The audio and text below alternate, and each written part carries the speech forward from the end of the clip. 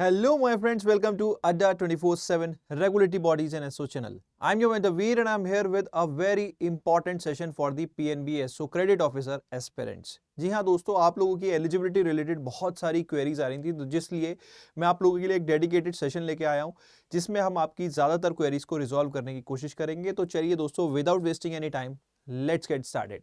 But before starting our session guys, अगर आप हमारे चैनल पे नए हैं तो please download our Adda 24/7 app from the link given in the description box and do check out the free material that we are offering. बहुत सारा content आपको फॉर फ्री ही मिल जाता है अगर आप किसी भी गवर्नमेंट जॉब की तैयारी कर रहे हैं। एंड अगर आप हमारे किसी भी कोर्स में एनरोल करना चाहते हैं तो हमेशा ऐप के थ्रू कीजिए, क्योंकि यहाँ आपको मैक्सिमम पॉसिबल डिस्काउंट मिलता है। तो use the app for enrolment and code आप यूज कर सकते हैं जो आपकी स्क्रीन के नीचे शो हो रहा है, Y581 for the maximum discount. And जल्दी से चैनल को लाइक कर दीजिए, वीडियो को लाइक कर दीजिए, चैनल को सब्सक्राइब कर लीजिए। तो चलिए दोस्तों, बात करते हैं एलिजिबिलिटी। तो एलिजिबिलिटी को हम दो टर्म्स में डिफाइन करेंगे। सबसे पहला आपकी एज। तो जूनियर मैनेजमेंट स्केल 1 की जो पोस्ट है जूनियर ऑफिसर, क्रेडिट ऑफिसर जिसको हम बोल रहे हैं, उसके जो रिक्रूटमेंट की एज है वो है 21 से 28 ईयर्स। ठीक है। इसके अलावा यहाँ पे कैटेगरी वाइज यहाँ पे रिलैक्सेशन दिए हुए हैं। फॉर एग्जांपल, अगर आप SC/ST कैटेगरी से तो 5 साल का रिलैक्सेशन, यानी कि यहाँ पे जो अपर एज लिमिट हो जाती है वो 33 हो जाती है। ओबीसी के केस में जो अपर एज लिमिट है वो 31 हो जाती है। अब ये जो एज है 31, ये आपकी क्रॉस नहीं होनी चाहिए by the date of 25 Feb को आप 31 क्रॉस नहीं होने चाहिए, मतलब 31 से ज्यादा की एज नहीं होनी चाहिए, 31 के अंडर ही आपकी एज होनी चाहिए। सो अगर आपको लग रहा है कि आप मतलब एलिजिबल हैं एज के टर्म्स में, तो आप जब फॉर्म फिल करेंगे तो भी आपको दिख जाएगा ओबीसी कैटेगरी के अंदर। क्योंकि कुछ कैंडिडेट्स का मेरे पास मैसेज आया था, sir we are on the verge of crossing the age limit of 31, हमने अभी क्रॉस नहीं की है, तो क्या हम एलिजिबल हैं इस एग्जाम के लिए? तो हाँ, अगर आपने 25 फेब तक क्रॉस नहीं की है तो आप एलिजिबल हैं इस एग्जाम के लिए। ठीक है। तो बाकी अगर आपको एकदम क्लियर क्रिस्प एकदम चेक करना है तो आप जब फॉर्म फिल करेंगे तो उससे भी चेक कर सकते हैं, क्योंकि जो सिस्टम जो है वो ऑटोमेटिकली आपकी एज ले लेता है। तो age is not a much difficult parameter to check. Form filling start हो चुकी है, आज से ही फॉर्म फिलिंग स्टार्ट, मतलब आज बोलूँ तो 7 फेब से स्टार्ट हो चुकी है। तो आप वहाँ पे फॉर्म फिल करते हुए सेकंड स्टेज पे जैसे ही पहुँचते हैं तो आप वहाँ पे अपनी एज जब आप फिल करेंगे तो वो ऑटोमेटिकली सिस्टम ले लेगा या नहीं लेगा। वैसे अगर मैं क्लियर बोलूँ तो जो रेस्पेक्टिव एज क्राइटेरियाज हैं वो यहाँ पे रिलैक्सेशन दिया हुआ है। SC/ST के लिए 5 ईयर, यानी कि अपर एज लिमिट 33, ओबीसी के लिए 31, provided you haven't cross this age, ये एज लिमिट आपने क्रॉस नहीं की हो 25 फेब तक। ठीक है। तो एज के रिगार्डिंग बहुत ज्यादा डाउट नहीं होंगे आप लोगों के, आई होप। मेन चीज है क्वालिफिकेशन के टर्म्स में बात करेंगे दोस्तों। क्वालिफिकेशन के टर्म्स में यहाँ पे कुछ डाउट्स आ रहे हैं। तो सबसे पहली चीज है, देखो ये जो उन्होंने क्वालिफिकेशन मांगी है वो मांगी है चार्टर्ड अकाउंटेंट, या तो आप CA हो, CMA हो, CFA हो, या फिर आपके पास MBA हो, PGDM हो, या इक्विवेलेंट डिग्री हो। अब इक्विवेलेंट डिग्री को यहां इन्होंने क्लासिफाई नहीं किया है, इन्होंने क्लासिफाई नहीं किया है कि इक्विवेलेंट डिग्री क्या होगी। तो इक्विवेलेंट डिग्री के लिए इन्होंने यहां पे क्राइटेरिया दिए हुए हैं कि what would be the criteria. Criteria कहते हैं कि आपका जो कोर्स है वो 2 साल का फुल कोर्स होना चाहिए, कोई कॉरेस्पॉन्डेंस नहीं, कोई डिस्टेंस नहीं। क्लियर, यहां पे स्पेसिफिकली इन्होंने मेंशन किया है, कोई correspondence, part time, distance, full time आपका कोर्स होना चाहिए। यानी कि अगर सपोज आपने MCOM किया है, MA किया है, फुल टाइम, क्योंकि 2 साल के कोर्स होते हैं, तो आप एलिजिबल हो जाते हैं according to this criteria. Provided आपने जो है फाइनेंस में स्पेशलाइजेशन किया हो। तो यहां पे अगर मैं कुछ डिग्री के एग्जांपल दूं जो कि एलिजिबल हो जाते हैं, सपोज आपने MA किया है फाइनेंस में,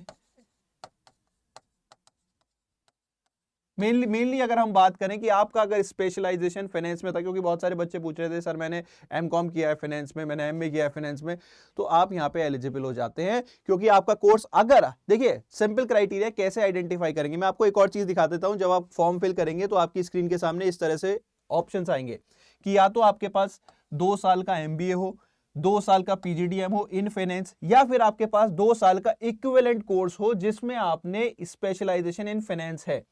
तो यहां पे अगर आप का कोर्स 2 साल का, क्योंकि इक्विवेलेंट कोर्स की इन्होंने कोई डेफिनेशन नहीं दी है, तो इक्विवेलेंट कोर्स हम MCOM, MCOM, MSc, MA सभी को मानेंगे, लेकिन क्लियर है वो आपके फुल टाइम होने चाहिए, आपने रेगुलर फुल टाइम कोर्स किया हो, कोई डिस्टेंस, पार्ट टाइम या कॉरेस्पॉन्डेंस से नहीं किया हो, पहली चीज।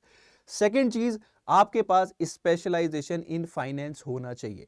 अगर आपने सपोज ड्यूल स्पेशलाइजेशन किया हुआ है, 2 सब्जेक्ट में स्पेशलाइजेशन है, तो उनमें से एक सब्जेक्ट आपका फाइनेंस होना चाहिए, ये भी यहां पे इन्होंने मेंशन्ड है। इसी तरह से सपोज आपने कोई इंटीग्रेटेड कोर्स भी किया हुआ है, इंटीग्रेटेड कोर्स, तो वहां पे आपका जो हायर जो डिग्री है उसमें आपका स्पेशलाइजेशन अगेन फाइनेंस होना चाहिए। देखिए ये जो क्राइटेरिया है यहां इन्होंने क्लियरली मेंशन किया है। तो इस क्राइटेरिया से आपको काफी सारी चीजें, और मेनली आपका जो ऑर्गेनाइजेशन है वो AICTE अप्रूव्ड हो।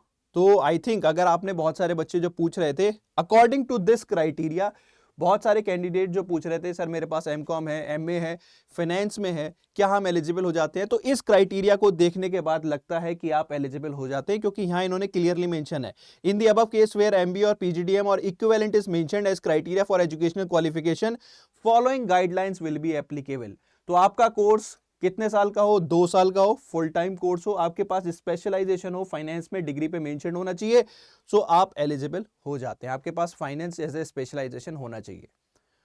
तो ये यहाँ पे रिक्वायरमेंट है दोस्तों। आई होप इसके बाद आप लोगों की क्वेरी अब नहीं बचनी चाहिए। इसके बावजूद आपकी कोई क्वेरी बचती है तो आप कमेंट सेक्शन में मेंशन कर सकते हैं। We will be answering the queries on 1-to-1 basis. एक बार मैं रिवाइज करा देता हूं।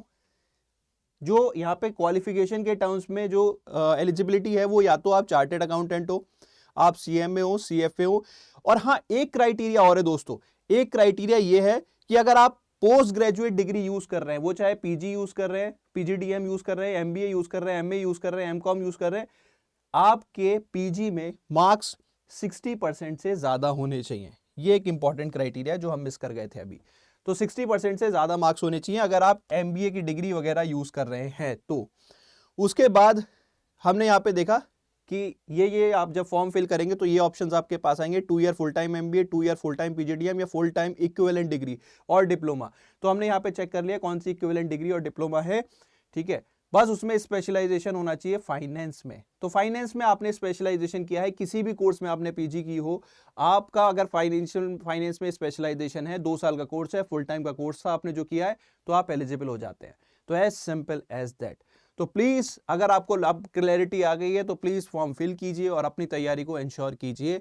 एंड तैयारी को इंश्योर करने के लिए आप Adda 24/7 regulatory bodies and SO channel पे जो हम कोर्स ऑफर कर रहे हैं आप उसको भी ज्वाइन कर सकते हैं। कोर्स को ज्वाइन करने के लिए आपको कुछ नहीं करना दोस्तों, सिंपल सा मेथड है, मैं आपको दिखा देता हूं। 1 सेकेंड। आपको हमारी वेबसाइट पे जाना होगा दोस्तों, अड्डा 24/7 ऑल कोर्सेज सेक्शन में। यहां पे आपको रेगुलेटरी सेक्शन दिखेगा, इसमें PNB SO, ये हमारा बैच है, इसकी क्लासेस 23 फेब से स्टार्ट हो रही हैं। आप इस कोर्स में एनरोल कर सकते हैं और एनरोल करने के लिए आप कोड यूज कर सकते हैं Y581 जो आपकी स्क्रीन पे शो हो रहा है। जैसे ही आप ये कोड अप्लाई करेंगे the prices will fall, it will come down to around 2300। लेकिन अगर आप ऐप के थ्रू बाई करेंगे सेम कोर्स को सेम कोड के साथ तो प्राइसेस विल फॉल फर्दर। तो बहुत ही ज्यादा ह्यूज डिस्काउंट आपको यहाँ पे मिलता है। तो do not miss the opportunity, use them wisely. Eligibility clear है तो प्लीज फॉर्म फिल करिए, बहुत अच्छी अपॉर्चुनिटी है। और आप लोगों के लिए बहुत ही जल्दी हम एक PNB SO क्रेडिट ऑफिसर का एक इंटरव्यू भी लेके आने वाले हैं, तो बी रेडी विद दैट। सो अभी के लिए क्लास करते हैं यहीं रैप अप। चैनल से जुड़े रहिए, अगर आपको कोई भी डाउट है तो हम आपके यहाँ पे हेल्प करते रहेंगे, आपके लिए बहुत सारे डेडिकेटेड सेशंस लेके आते रहेंगे। सो इसी नोट पे दोस्तों करते हैं wrap up. Wish you all the very best. Thank you. I am your mentor we now signing out.